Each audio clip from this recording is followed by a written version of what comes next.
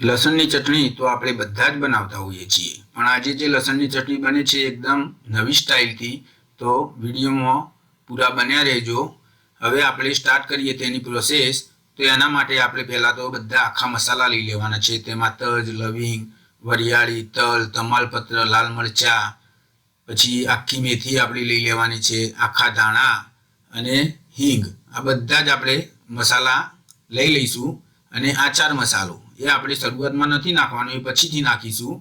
આ પ્રોગ્રામ અમારા વારાઈ મિત્ર મંડળ દ્વારા કરેલો હતો, જે દાળ બાટીમાં લસણની ચટણી બનાવી હતી। પણ આ પહેલી વખતે મેં આવી ડિફરન્ટ ચટણી ખાધી અને જોઈ, તો તમે પણ બન્યા રહેજો વિડીયોમાં।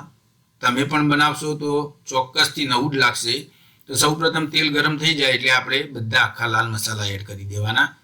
તેમાં આપણે તલ, વરિયાળી, જીરું બધું ટોટલી નાખી દેવાનું આની અંદર। અને આ લસણની ચટણી જ્યારે બની ગઈ ને મેં ખાધી તો ખરેખર મોજ પડી ગઈ। મને એમ થયું કે દાળ બાટી ના હોય અને આની જોડે જો બાજરીનો રોટલો હોય તો પણ ખરેખર આ લસણની ચટણી ખાવાની મોજ પડી જાય। ઘણા લોકો તો લસણની ચટણીને બરણીમાં ભરીને 2 દિવસ માટે ખાવા ઘરે પણ લઈ ગયા હતા। તો જ્યારે આપણે આ બધું સતળાઈ જાય તેલની અંદર એટલે પછી આપણે આમાં એડ કરીશું ડુંગળી। ડુંગળી આ રીતે કટિંગ કરેલી આપણે એડ કરી લઈશું અને ડુંગળી થોડી બ્રાઉન થાય ત્યાં સુધી આપણે તેને ચડવવાની છે। તમે જો દાળ બાટીનો પ્રોગ્રામ ઘરે કરો તો આવી રીતે તમે લસણની ચટણી બનાવજો, ખરેખર બધાને મોજ પડી જશે, ખાવાની મજા આવશે। દાળ બાટીનો ટેસ્ટ એકદમ ડિફરન્ટ બની જશે। આપણે હોટલમાં જતા હોઈએ અને જે લસણની ચટણી મળે એમાં તો કેવું હોય છે, એકલું લસણ ને લાલ મરચું પીસેલું હોય છે, એમાં બીજું કશું હોતું નથી। અને આ એકદમ નવી અલગ સ્ટાઇલથી બને છે, જેમાં મજા પડી જાય છે। હવે આપણે સ્વાદ અનુસાર આમાં મીઠું એડ કરી દેવાનું। દાળ બાટી તો 12 માસ ચાલે છે, પણ આ લસણની ચટણી જો તમે ઘરે બનાવશો તો પણ તમને મજા આવશે। હવે આપણે આમાં એડ કરીશું લીલા મરચાંની પેસ્ટ। તમે લસણની ચટણીમાં કોઈ દિવસ લીલા મરચાંની પેસ્ટ એડ કરતા કોઈને જોયા નહીં હોય, મેં પહેલી વખતે આ જોયું। અમારા મિત્તલભાઈ ખરેખર જબરજસ્ત લસણની ચટણી બનાવે છે। આ પહેલાં એક વિડીયો અપલોડ કરેલો છે ગોટાનો, જે પરફેક્ટ માપ સાથે, તમે મારી ચેનલમાં જઈને જોજો। એ ગોટાનો વિડીયો છે, એમાં બધું જ માપ લખેલું છે।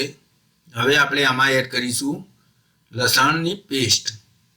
લસણ આપણે પેસ્ટ તૈયાર નથી લાવવાની, લસણ ફોલીને અને પછી તેને ખાંડીને એડ કરવાનું મિક્સર જારની અંદર। પછી આદુની પેસ્ટ, આ 3 પેસ્ટ આપણે અહીંયા એડ કરી અને આને સાતળી લઈશું।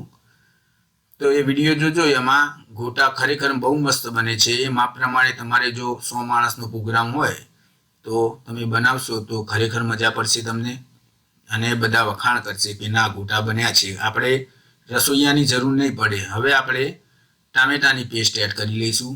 આ બધું જેમ જેમ ચડી જાય એમ એમ આપણે એક આપણે એડ કરતા રહીશું।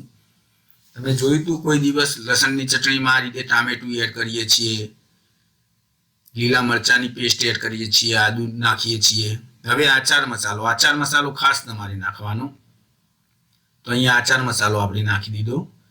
આમ ઇઝી છે બનાવવામાં, પણ ખાલી પ્રોસેસ જ સમજવાની છે, કયા ઇન્ગ્રેડિયન્ટ આવે છે એ જ જોવાનું છે।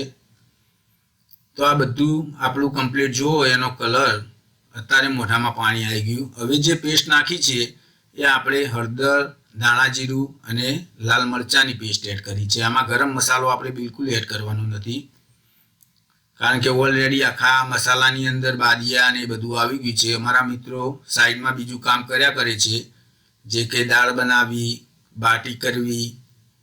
તમે જોયું વિડીયોમાં એક મિત્ર ગોળ ભાગતા હતા।